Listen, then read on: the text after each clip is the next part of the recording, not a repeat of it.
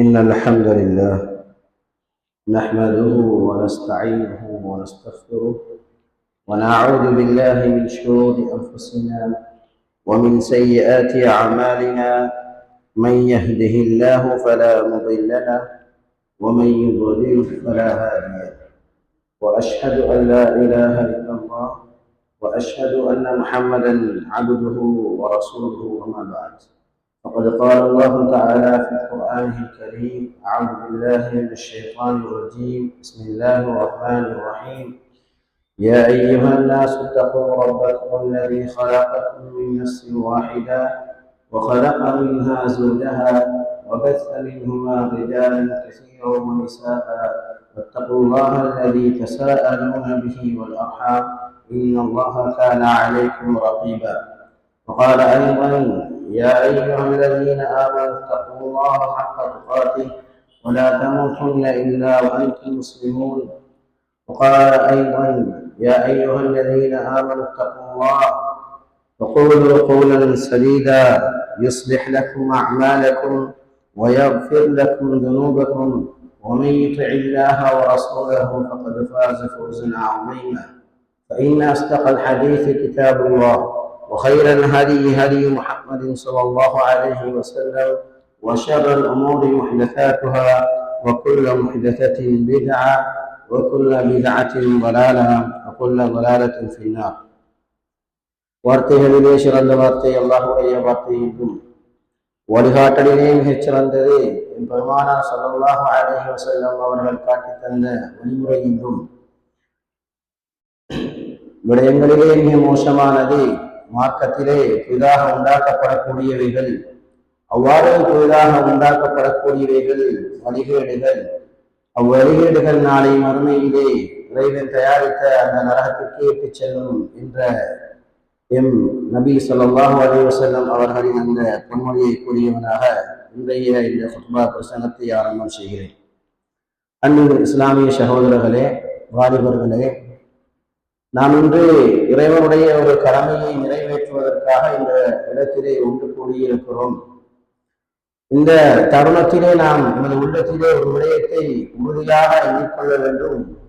என்னவென்றால், அல்லாஹ் நமக்கு எதையெல்லாம் ஏவி இருக்கிறானோ அவற்றை முற்றுமுழுதாக எமது வாழ்வில் எடுத்து நடப்போம் என்றும், எவற்றை விட்டு முற்றுமுழுதாக தவிர்த்து விலகி நடந்து கொள்ளுமாறு ஏவி இருக்கிறானோ அவற்றை விட்டும் முற்றுமுழுதாக தவிர்த்து விலகி நடப்போம் என்றும் இந்த இடத்திலே நாம் உறுதி கொள்ள வேண்டும். அன்பு இஸ்லாமிய சகோதரர்களே, அல்லாஹ் மனிதனை பல பருவங்களாக படைத்திருக்கிறான். அவனை ஆரம்பமாக குழந்தையாக இந்த உலகத்திலே அவன் படைத்து, பின்னர் அவனை வாலிபனாக மாற்றி, பின்னர் அவனை வயோதிபனாக மாற்றி, அவ்வாறு அவனது பருவங்களை அல்லாஹ் அடங்குபடுத்தி இருக்கிறான். அன்பு இஸ்லாமிய சகோதரர்களே, இதனை அல்லாஹு தஆலா குர்ஆனிலே கூறும்போது அழகான ஒரு முறைநடையை கையால் இருக்கிறான். அல்லாஹ் கூறும்பொழுது கூறுகிறான்: அல்லாஹுல்லதீ ஹலகக்கும் மின் பஅஃபின் ثم جعل من بعد ضعف قوة. ஆரம்பமாக அல்லாஹ் உங்களை பலவீனமாக படைத்தான், பின்பு அந்த பலவீனத்திலிருந்து உங்களை சக்தி மிக்கவர்களாக, ஆற்றல் மிக்கவர்களாக அவன் மாற்றினான் என்பதாக அல்லாஹ் தஆலா திருமறையிலே ஒரு மனிதனுடைய பருவத்தை கூறுகிறான்.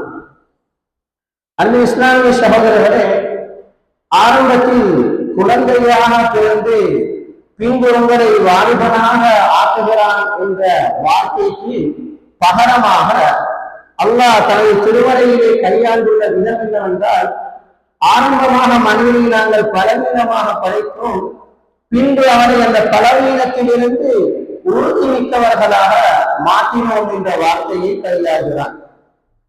இந்த இடத்திலே இந்த உறுதிமிக்க என்ற வார்த்தையை யாருக்கு அல்லாஹ் பாவித்திருக்கிறான் என்றால், இந்த வாலிபர் பருவம் என்ற அந்த பருவத்திற்குத்தான் அல்லாஹ் தஆலா இந்த குவா என்ற வார்த்தையை குர்ஆனிலே பாவித்திருக்கிறார்.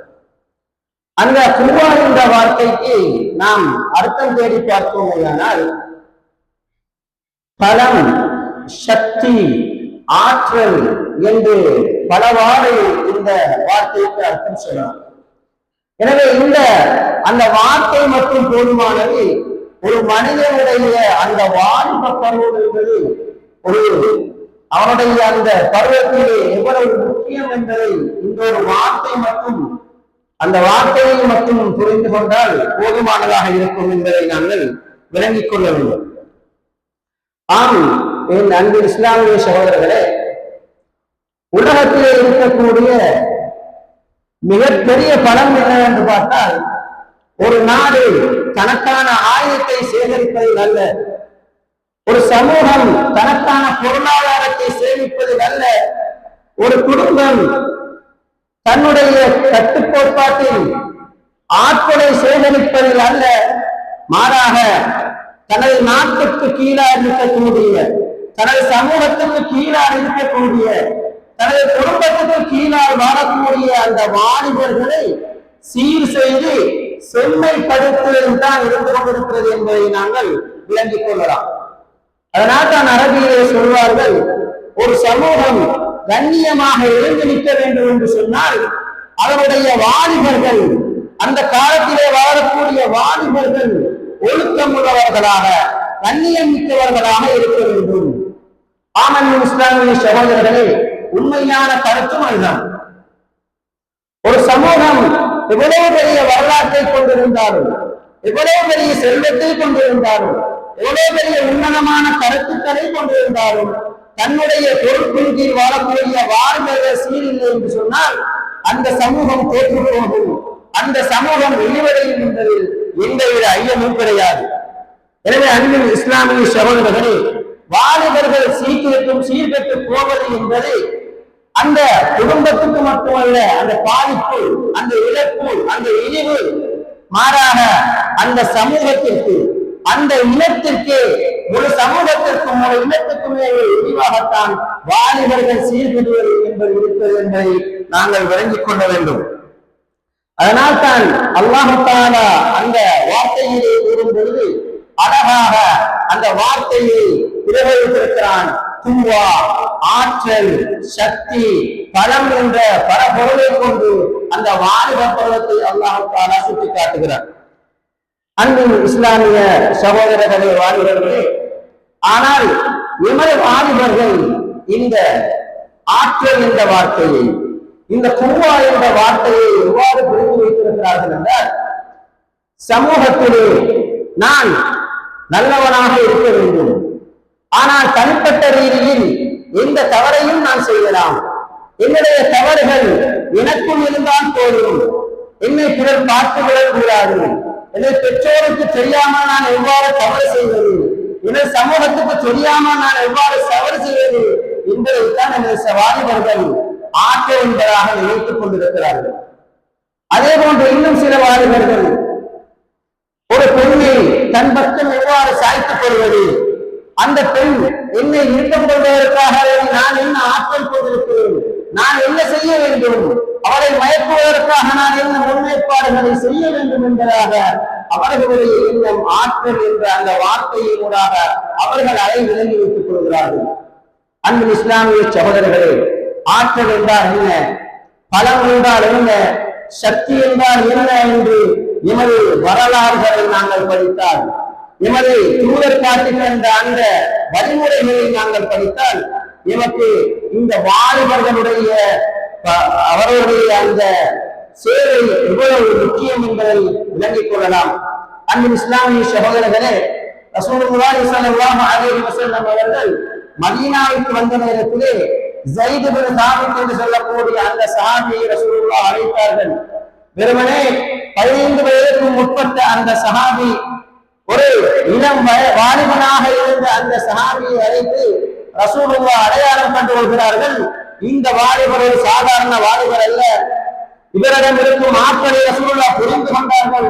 ரசூலுல்லாஹ் கூப்பிட்டு அழைத்து சொன்னார்கள், ஸைத் இப்னு சாபித்தே, நாம் இருப்பது மதீனாவிலே, என்னை சூழ யஹூதிகள் இருக்கிறார்கள், அவர்கள் எங்களுக்கு கடிதங்களை அனுப்புகிறார்கள், நாம் அவர்களுக்கு எங்களுடைய மார்க்கத்தை சொல்லிக் கொடுக்க வேண்டும், அவர்களிடம் பழக வேண்டும், எமது இந்த மார்க்கத்தை சொல்லிக் கொடுத்த அவர்களை மொழியை படிப்பது மிக அவசியம்.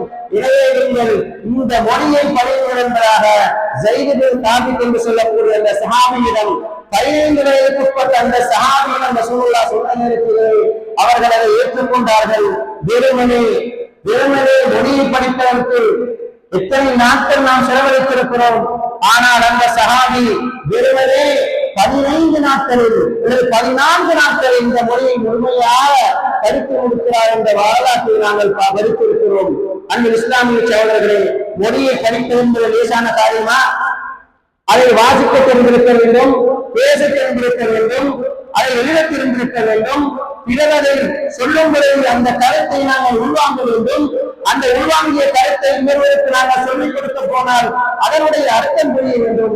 இவ்வாறு பல திறமைகளை கொண்ட அந்த மொழிக்கட்டுரை வெறுமனே 14 நாட்களில் ஒரு சிறிய வாலிபர் கற்றுக்கொண்டார் என்று சொன்னால் இதெல்லாம் அவர்களை அல் குர்ஆன் சொல்லக்கூடிய அந்த ஆற்றல், அந்த குர்ஆ என்ற வார்த்தைக்கு சரியான பதம் என்பதை நாங்கள் விளங்கிக் கொள்ள வேண்டும்.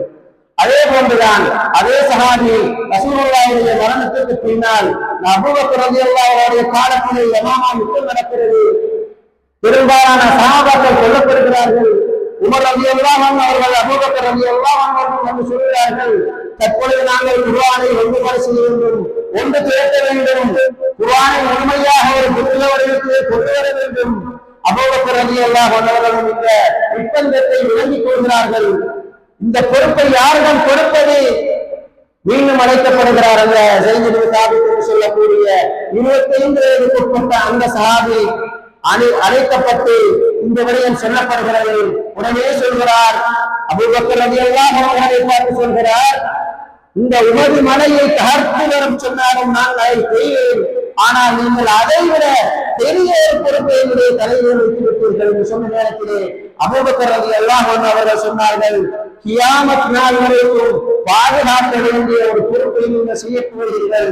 நபி அவர்களே உங்களை தான் தேர்ந்தெடுத்தார்கள், இதற்கு நீங்கள் தான் சரியான ஆள் என்று சொல்லி அந்த பொறுப்பை கொடுத்த நேரத்திலே 6 மாத காலங்களில் சவுதி அரேபியா அதே போன்று அதை சூழலுள்ள நாடுகளில் இருக்கக்கூடிய எல்லா சஹாபாக்களையும் அழைத்து 6 மாதங்களில் அந்த குர்ஆனை ஒன்று திரட்டி நமக்கெல்லாம் அன்பளிப்பாக தந்தவர் அந்த வாலிபர், அந்த 25 வயதுக்குட்பட்ட அந்த வாலிபர், அந்த சஹாபி அவர்தான் ஸைத் பின் சாபித் ரலியல்லாஹு அன்ஹு. அன்பு சகோதரர்களே, இதுதான் ஆற்றல் என்ற அந்த வார்த்தைக்கு சரியான விளக்கம் என்பதை நாங்கள் விளங்கிக் கொள்ள வேண்டும். அதே போன்று ஏராளமான வரலாறுகளை நாம் கொண்டிருக்கிறோம். முஸ்அப் இப்னு உமைர் இருக்கிறார்கள், முஆத் இப்னு ஜபல் இருக்கிறார்கள். முஸ்அப் இப்னு உமைரை பொறுத்தவரையிலே மதீனாவிலே ரசூலுல்லாஹி ஸல்லல்லாஹு அலைஹி வஸல்லம் அவர்கள் அவருடைய அந்த மதீனா ஆட்சி காலத்திலே பெரும்பாலும் சில பிரதேசங்களில் பெரும்பாலும் ரசூலுல்லாஹி ஸல்லல்லாஹு அலைஹி வஸல்லம் அவர்கள் யுத்தத்தோடு வெற்றி கொண்டார்கள். ஆனால் இந்த மதீனாவை மற்றும் ரசூலுல்லாஹ் எந்த ஒரு யுத்தமும் இன்றி முழு பிரதேசத்தையும் இஸ்லாத்தை தழுவிய மக்களாக மாற்றிய அந்த பெருமை இந்த முஸ்அப் இப்னு உமைரை சார்ந்த இஸ்லாமிய சகோதரர்களே, ரசூலுல்லாஹ் வருவதற்கு முன்னாலேயே ரசூலுல்லாஹ் மக்காவில் இருக்கும் பொழுது முஸ்அப் இப்னு உமைரை ரலியல்லாஹு அன்ஹு அவர்களை மதீனாவுக்கு அனுப்பி வைக்கிறார்கள். தனது தஅவாவுடைய பணிக்காக ரசூலுல்லாஹ் அனுப்பி வைத்தார்கள். அவர்கள் வந்து 1 வருட காலத்திற்கு அந்த முழு மதீனாவையும் இஸ்லாமிய பிரதேசமாக மாற்றினார்கள். எந்த ஒரு யுத்தமும் இன்றி ரசூலுல்லாஹ்வுடைய வருகைக்கு முன்னாலேயே மதீனா நகரம் இஸ்லாமிய நகரமாக மாறியது என்று சொன்னால் அந்த முஸ்அப் இப்னு உமைர் என்று சொல்லக்கூடிய அந்த சஹாபியுடைய ஆற்றல் தான் அன்பு இஸ்லாமிய சகோதரர்களே. அதே போன்று முஆத் இப்னு ஜபல் எடுத்துக்கொண்டால் ரசூலுல்லாஹ்வுடைய இறுதி கணம், ரசூலுல்லாஹ்வுடைய இறுதி பகுதி, ரசூலுல்லாஹ் அவரை அழைத்து சொல்கிறார்கள், முஆத், உங்களை நான் யமனுடைய பிரதிநிதியாக அனுப்பி இருக்கிறேன் என்பதாக சொன்ன நேரத்திலே முஆத் கேட்கிறார், யா ரசூலல்லாஹ், நான் என்ன செய்ய வேண்டும்? அங்கே போய் நான் என்ன செய்ய வேண்டும்? ரசூலுல்லாஹ் சொன்னார்கள், நீங்கள் அல்லாஹ்வுடைய மார்க்கத்திற்கு அவர்களை அழையுங்கள், அழைத்து அவர்கள் ஏற்றுக்கொண்டால் நான் என்ன செய்ய வேண்டும் யார் சொல்லலாம் என்று மாதிரி ரலியல்லாஹு அன்ஹு கேட்கிறார்கள். ரசூலுல்லாஹ் சொன்னார்கள், தொழுகையை நிலைநாட்டும்படி கற்றுக்கொள்ளுங்கள். அதை அவர்கள் நிலைநாட்டினால் நான் என்ன செய்ய வேண்டும்? பிறகு சொன்னார்கள், ஏழை எளியவர்களுக்கு பணக்காரர்களிடமிருந்து அந்த ஜக்காத்தை பெற்று ஏழை எளியவர்களுக்கு கொடுங்கள் என்பதாக ரசூலுல்லாஹ் சொன்னார்கள். எனவே ரசூலுல்லாஹ்வுடைய இந்த கட்டளையை ஏற்றுக்கொண்டு ரசூலுல்லாஹ்வுடைய இறுதி பகுதியில் யமனை நோக்கி முஆத் இப்னு ஜபல் ரலியல்லாஹு அன்ஹு அவர்கள் புறப்படுகிறார்கள். ரசூலுல்லாஹ்வுடைய மரணம் நடக்கிறது, அபூபக்கர் ரலியல்லாஹு அன்ஹு அவருடைய மரணம் நடக்கிறது, உமர் ரலியல்லாஹு அன்ஹு அவருடைய ஆட்சி காலத்தில் அங்கிருந்து ஒரு கடிதம் வருகிறது. முஆத் இப்னு ஜபல் அவர்கள் அமர் ரலியல்லாஹு அன்ஹு அவர்களுக்கு அனுப்பி வைக்கிறார்கள். அமீருல் முஃமினீன், யா அமீருல் முஃமினீன், அந்த கடிதத்திலே குறிப்பிட்ட வார்த்தைகள் இவ்வாறுதான் ரசூலுல்லாஹ் இங்கே அனுப்பி வைத்தார்கள். இஸ்லாத்தை சொல்ல சொன்னார்கள், தொழுகையை நிலைநாட்ட சொன்னார்கள், ஜக்காத்தை எடுத்து எளியவர்களுக்கு கொடுக்க சொன்னார்கள். இதுவரை காலமும் நான் அதை நிறைவேற்றிவிட்டு இன்று யமனிலே ஜக்காத்தை பெறுவதற்கு தகுதியான எந்த ஒருவரும் இல்லை. இம்முறை நான் வசூலித்த ஜக்காத் அந்த பணத்தை நான் மதீனாவுக்கு அனுப்பி வைக்கிறேன் என்பதாக அந்த சாதி அந்த முஆத் இப்னு ஜபல் என்று சொல்லக்கூடிய 25 வயதுக்கு உட்பட்ட அந்த சஹாபி கடிதமாக எழுதி அனுப்புகிறார் என்றால் கிட்டத்தட்ட 7 வருடங்களில் எவ்வளவு மாற்றத்தை அந்த சஹாபி அந்த இளைஞர் அந்த வாலிபர் ஏற்றுக்கொண்டிருக்கிறார் என்பதை நான் நீங்களை புரிந்து கொள்ள வேண்டும். இதுதான் அல்-குர்ஆன் சொல்லக்கூடிய அந்த ஆற்றல், அந்த குவா, இந்த வார்த்தைக்கு சரியான பதம் என்று நாங்கள் விளங்கிக் கொள்ள வேண்டும். அதே போன்று அல்-குர்ஆன் கூறுகின்ற நிறைய வரலாறுகள் இருக்கின்றன. அந்த குறைவாசிகளை பற்றி அல்-குர்ஆன் கூறுகிறது. அவர்களை பற்றி கூறும்போது கூறக்கூடிய வார்த்தை என்னவென்றால், இன்னஹும் ஃபித்யா, அவர்கள் வாலிபர்கள், இறைவனை வணங்குவதற்காக, இறைவனை மட்டும் வணங்குவதற்காக வேண்டி, தன்னுடைய மார்க்கத்தை பாதுகாப்பதற்காக வேண்டி அவர்கள் ஒரு குகையின் பக்கம் போய் ஒதுங்கினார் என்பதாக அல்லாஹ் தஆலா திருமறையிலே கூறுகிறான். அதே போன்று யூசுப் அலைஹிஸ்ஸலாமுடைய வரலாறை நாங்கள் பார்த்திருக்கிறோம். தன்னுடைய கட்டை பாதுகாப்பதற்காக, இறைவனுக்கு கட்டுப்பட்டவர்களாக, தன்னுடைய கட்டை பாதுகாப்பதற்காக, தன்னுடைய அந்த பெண்ணிடம் இருந்து பாதுகாப்பதற்காக சிறைவாசம் சென்றவர்கள் அன்பு இஸ்லாமிய சகோதரர்களே. இவர்கள் எல்லாம் உங்களை போன்ற வாலிபர்கள் இஸ்லாத்தை நன்றாக புரிந்து கொண்டார்கள். அல்லாஹ் தஆலா அவர்களை கண்ணியப்படுத்தினான். இன்றளவு அவர்களுடைய வாலிப தன்மையில், வாலிப பருவத்தில் அவர்கள் பட்ட கஷ்டங்களையும் அவர்கள் பட்ட தியாகங்களையும் நாங்கள் பேசுகிறோம் என்று சொன்னால் அந்த வாலிப பருவம் எவ்வளவு முக்கியமானது என்பதை நாங்கள் விளங்கிக் கொள்ள வேண்டும். அதே போன்று இப்ராஹிம் நபியுடைய வரலாற்றை நாங்கள் படித்திருக்கிறோம். அவர்களை பார்த்து குர்ஆன் சொல்லக்கூடிய வார்த்தை, அவரது சமூகம் என்று குர்ஆன் சொல்கிறது. அவருடைய இளமை பருவத்தை எடுத்து பாருங்கள். தன்னன் தனியாக தன்னுடைய மாப்பாவுக்கு எதிராக, தன்னுடைய சமூகத்துக்கு எதிராக நின்றார்கள். அந்த சிறை வணக்கத்திற்கு எதிராக நின்றார்கள் என்று அல்-குர்ஆன் சொல்கிறது. அவரை பார்த்து சொல்லக்கூடிய வார்த்தை, அவர் வாலிபராக இருக்கும் நேரத்திலே என்று சொல்கிறது என்றால் அந்த வாலிப பருவம் மிக முக்கியமான பருவம். இன்றளவிலும் வாலிபத்தை உங்களுக்கு யாராவது விற்கிறார்கள் என்று சொன்னால், வாலிபத்தை விற்கிறார்கள் என்று சொன்னால், வாலிபத்தை விற்கிறார்கள் என்று சொன்னால் எமது வயோதிகர்கள் அதை வாங்காமல் இருக்க மாட்டார்கள். அந்த அளவுக்கு வயோதிகர்களுக்கு வாலிபருடைய அந்த பருவத்துடைய முக்கியத்துவத்தையும் வாலிபர்களே அதனுடைய நாங்கள் பிரயோசனங்களை விளங்கிக் கொள்ள வேண்டும். அன்பு இஸ்லாமிய சகோதரர்களே, வாலிபர் என்பது என்னவென்று சொன்னால் ரசூலுல்லாஹி ஸல்லல்லாஹு அலைஹி வஸல்லம் வாலிபத்துடைய அந்த அருட்கொடையை பற்றி சொல்லும் பொழுது ஒரு விடயமாக ரசூலுல்லாஹ் அவர்கள் எச்சரிக்கையாக சொன்னார்கள். என்ன சொன்னார்கள் என்றால், ரசூலுல்லாஹ் சொன்னார்கள், லா தஸூலு கதம அப்தி யௌமல் கியாமத்தி ஹத்தா யுஸ்அல அன் அர்பஈன். ஒரு மனிதன் மறுமை நாளையிலே 4 கேள்விகள் கேட்கப்படும் வரை, அந்த கேள்விக்கான விடையை கொடுக்கும் வரை அவன் ஒரு எட்டு நகர முடியாது என்பதாக ரசூலுல்லாஹ் சொல்லிவிட்டு சொன்னார்கள். அவருடைய வாழ்நாளை பற்றி கேட்கப்படும். அந்த வாழ்நாளை அவன் எவ்வாறு கணித்தான் என்பது கேட்கப்படும். அந்த கேள்விக்கு அவன் பதில் கொடுக்காதவரை ஒரு எட்டு நகரமாட்டான் என்பதாக ரசூலுல்லாஹ் சொல்லிவிட்டு சொன்னார்கள். அவனுடைய வாலிபத்தை பற்றி நாளை மறுமையிலே கேட்கப்படும். அந்த வாலிபத்தை பற்றி கேட்கப்படும் பொழுது அதற்கான பதில் கொடுக்காமல் அவனால் ஒரு வெற்றி நகர முடியாது என்பதாக ரசூலுல்லாஹி ஸல்லல்லாஹு அலைஹி வஸல்லம் அவர்கள் சொல்லி காட்டினார்கள்.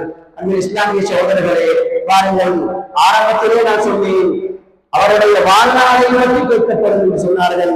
வாழ்நாளிலே வாலிபம் என்பது உள்ளடங்கிவிடும், வாழ்நாளிலே வாலிபம் என்பது உள்ளடங்கிவிடும்.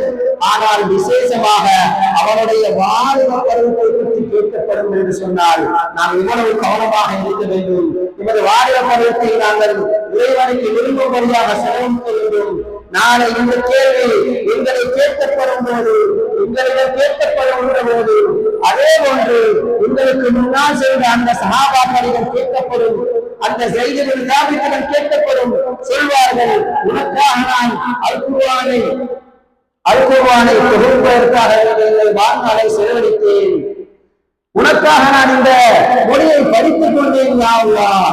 அதே போன்று மாலிபின் ஜபலிடம் கேட்கும் பொழுது, உஸாபிபின் உமையிடம் கேட்கும் பொழுது அழகான பதில்கள் சொல்ல காத்துக் கொண்டிருக்கிறார்கள். அன்பு இஸ்லாமிய சகோதரர்களே, அவர்கள் சொல்லுவார்கள், என்னுடைய கைகளை இழந்தேன், சொத்துக்களை இழந்தேன், கால்களை இழந்தேன், உனக்காக நான் எல்லாவற்றையும் இழந்தேன். அதே கேள்வி உங்களிடம் கேட்கப்படும் பொழுது இந்த பதில் எவ்வாறு இருக்க வேண்டும், எவ்வாறு நாங்கள் பயன்படுத்தப் போகிறோம்? ஆற்றல்களை உயரத்திலோ கடற்கரை ஓரங்களிலோ மதியை அணிவிக்கொண்டு உடைமடித்துக் கொண்டு நாங்கள் அந்நிய பெண்களோடு கையாண்டு செய்து கொண்டு அவர்களோடு இரவெல்லாம் கதைத்துக் கொண்டு ஆபாச படங்களோடு நாங்கள் தெரிந்தோம் என்று சொல்லிக் போகிறோமா? வாலிபர்களே, சற்று சிந்திக்க வேண்டும். நிச்சயமாக இந்த கேள்வி என்னையும் உங்களையும் வந்தடையும். எனவே அதற்கான சரியான பதிலை நாங்கள் தயாரிக்க வேண்டும். அதே போன்று வாலிபர்கள் நினைத்துக் கொண்டிருக்கிறார்கள், இந்த வாலிபர்கள் என்பது இன்றோருக்கான நினைத்துக் கொண்டிருக்கிறார்கள்.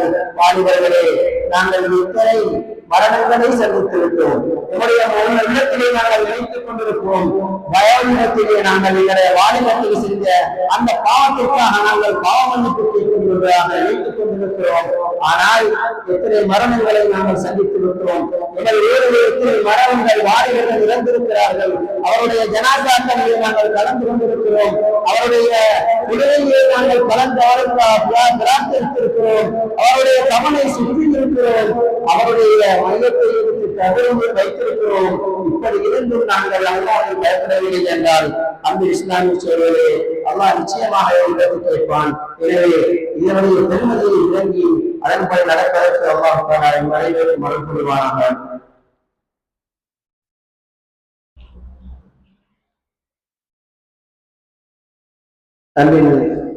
அல்ஹம்துலில்லாஹ் வஸ்ஸலாத்து வஸ்ஸலாமு அலா ரசூலில்லாஹ் வ அலா ஆலிஹி அப்துல்லாஹ் அம்மா பஅத். அன்பின் இஸ்லாமிய சகோதரர்களே, இறுதியாக எனவே வாலிபர்கள் எதிர்நோக்குகின்ற பிரதான பிரச்சனைகள் 3 விடயங்கள்.